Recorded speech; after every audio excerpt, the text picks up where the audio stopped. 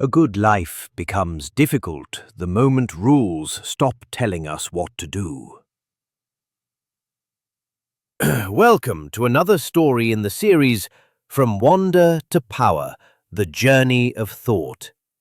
Today I want to show you how Aristotle brings philosophy down from explanation into lived character and asks a harder question than any law can answer.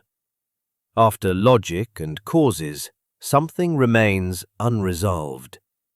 One can explain the world precisely and still live badly within it.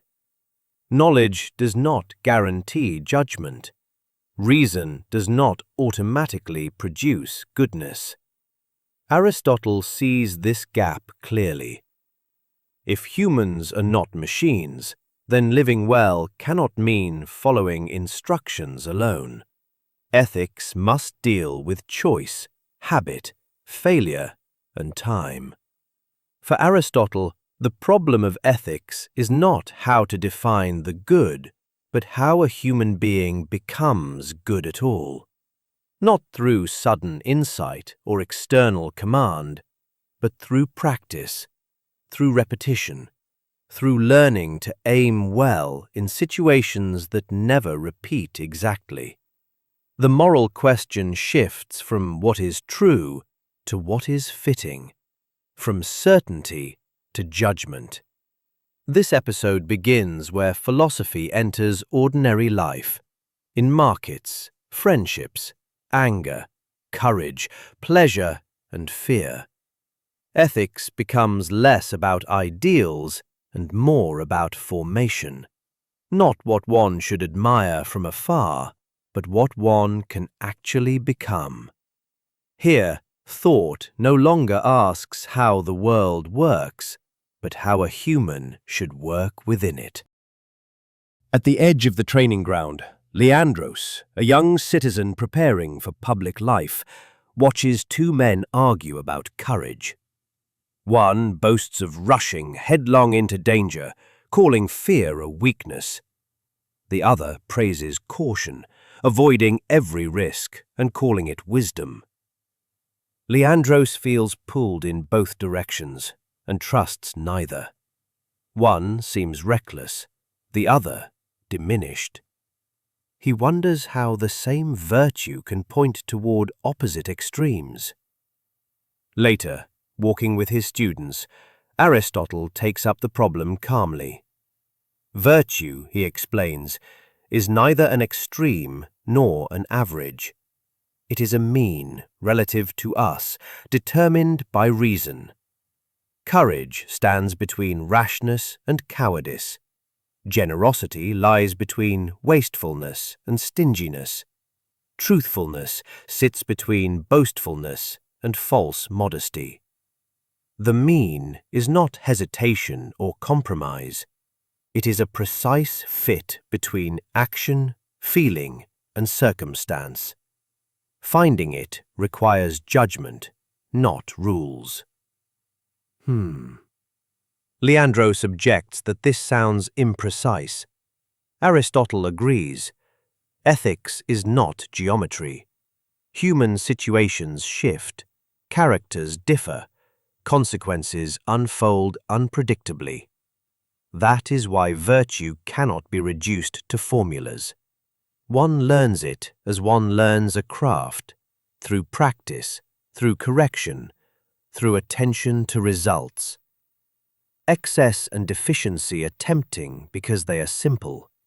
The mean is difficult because it is exact. It demands awareness of oneself and of the moment. Seen from above, this reflects Aristotle's realism. He does not ask humans to erase their passions or rise above them. Fear, desire, anger, and pleasure are not enemies. They are forces to be trained. Reason does not crush emotion.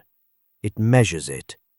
Virtue becomes a stable disposition built over time, enabling a person to respond well to the world as it actually is. As evening comes, Leandros reflects on his own impulses.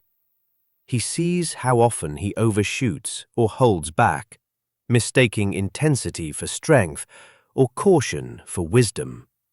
The golden mean now appears less like moderation and more like mastery. Morning activity gathers in the household of Philocrates, a man midway through his life, respected but never celebrated. His days are full rather than dramatic. He oversees work, settles small disputes, shares meals, and restrains his temper when anger would be easier. No single moment feels like happiness, yet there is a steadiness to his life that younger men envy without understanding. When asked why he seems content, Philocrates hesitates. Nothing remarkable has happened. That, he realizes, is the point, you see. Walking with his students, Aristotle gives this condition a name: eudaimonia. Often translated as happiness, though it has little to do with mood or pleasure. It means flourishing, living well across a whole life. It cannot be captured in a feeling or secured by luck. It appears when reason, desire, and action begin to cooperate rather than clash. A single good act does not create it. A single failure does not undo it. What matters is pattern, not episode. Aristotle insists that character is neither a gift of nature nor a product of command. It is formed through habit. People become just by acting justly, courageous by facing danger well, generous by giving in the right way. Each choice leaves a trace. Over time, these traces settle into disposition. Philocrates did not plan to become who he is. He became him by repeating choices that aligned impulse with judgment again and again until effort turned into second nature. Seen from above, this marks a shift in ethics. The good life is not a reward added to virtue. It is the life of virtue fully lived. External goods matter: health, friends, a measure of security, but they do not define flourishing. What defines it is sustained excellence in action. Ethics, therefore, stretches across time. A life must be read as a whole, not judged by isolated successes or failures. As evening falls, Philocrates sits with his family in quiet conversation. No triumph marks the day. No crisis tests him. Yet his actions fit his aims, his desires follow his judgment, and his judgment answers to reason. Here, Aristotle locates the human good.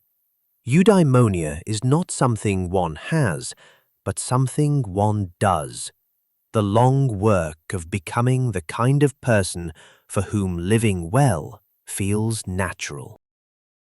Long before deliberate reflection, Damon rises at dawn, eats moderately, speaks with care, and restrains his temper without effort.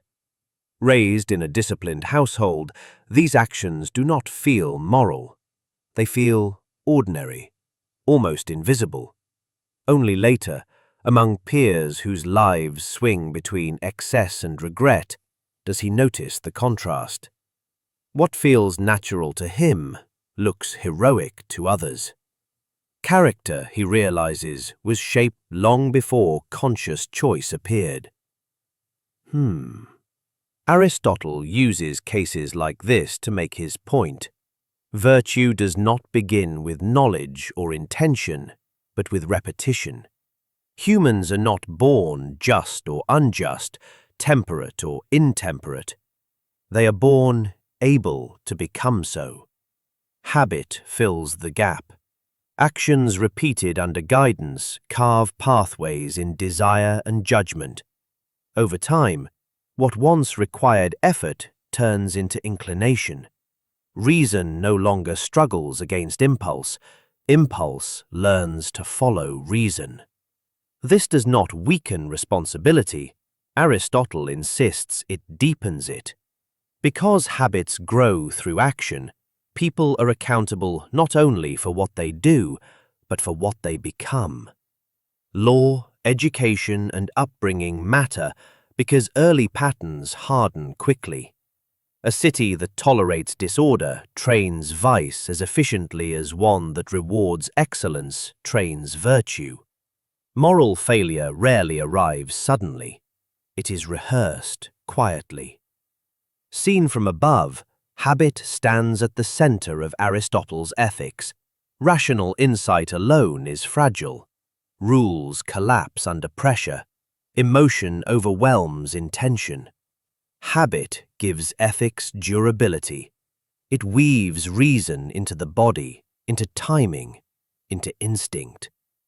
A virtuous person does not calculate at every step. He sees and responds well because his character has been shaped to do so. As Damon moves through the city later that day, he notices how easily moderation comes, without pride or self-congratulation. The lack of inner conflict is its own reward. Here, Aristotle offers a sober truth. We are shaped less by what we decide in rare moments of clarity than by what we practice daily, until choice becomes character, and character quietly becomes destiny. Late afternoon finds Nicanor, a small-scale merchant, closing his stall earlier than usual. A customer has offered a profit large enough to justify bending the agreed price, and no law would punish him for it. The temptation lingers, not as an abstract moral puzzle, but as a practical choice pressed by fatigue, routine, and reputation. Nicanor refuses without ceremony. He does not feel noble. He feels consistent. The decision fits the life he has been practicing, you see. Walking with his students, Aristotle explains why moments like this matter more than any lecture. Ethics is not a separate domain applied after life has unfolded. It is woven into action as it happens. Deliberation aims at choice, and choice aims at action. To know the good without doing it is not unfinished ethics. It is something else entirely. Practical wisdom works under pressure, when time is short and circumstances resist clarity. It judges what is fitting now, given who one has become. A student objects that this reduces philosophy to custom. Aristotle corrects him.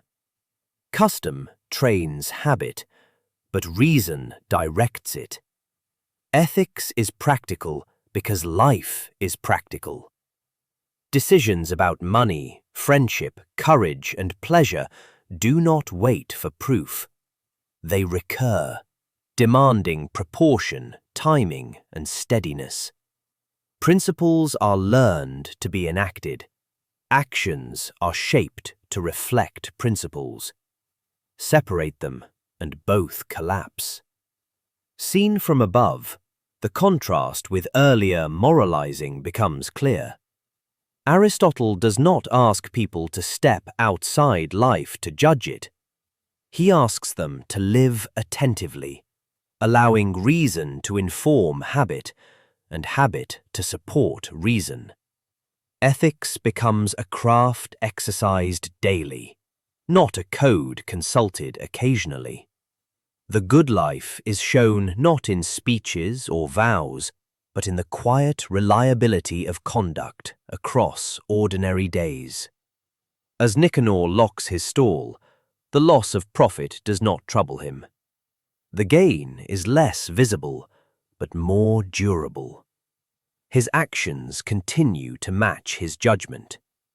Here, Aristotle offers a demanding clarity. Ethics is not preparation for life. It is life lived well, where knowing and doing converge in practice, and character proves itself in the small decisions that repeat and endure. By the end of this chapter, the good life no longer looks like an inner achievement sealed off from the world. It looks like a way of moving through ordinary situations with steadiness. What Aristotle gains here is realism. Ethics is not a set of commands, nor a theory admired from a distance. It is the shaping of character over time, through habit, judgment, and practice. Virtue lives in the mean, not because it avoids risk, but because it fits the moment. Flourishing is not a feeling secured by luck, but a pattern of action sustained across a life. Reason does not replace desire, it trains it. Order settles into conduct, and power takes the quiet form of reliability. What is lost is moral drama. Aristotle offers no heroic purity and no sudden redemption. There are no shortcuts. Excellence arrives slowly through repetition, correction, and attention. The cost is patience. The reward is stability. Ethics becomes less inspiring to admire, but more possible to live. With this move, philosophy steps fully into practice. Knowledge proves itself only when it guides action. Character becomes the true measure of understanding. In the next chapter, Aristotle widens the lens. If the good life is lived in action, it is never lived alone. He turns from the individual to the city and from virtue to friendship, not as sentiment, but as the structure that makes shared life possible. Next time, we enter politics and friendship, where ethics becomes the principle of community itself.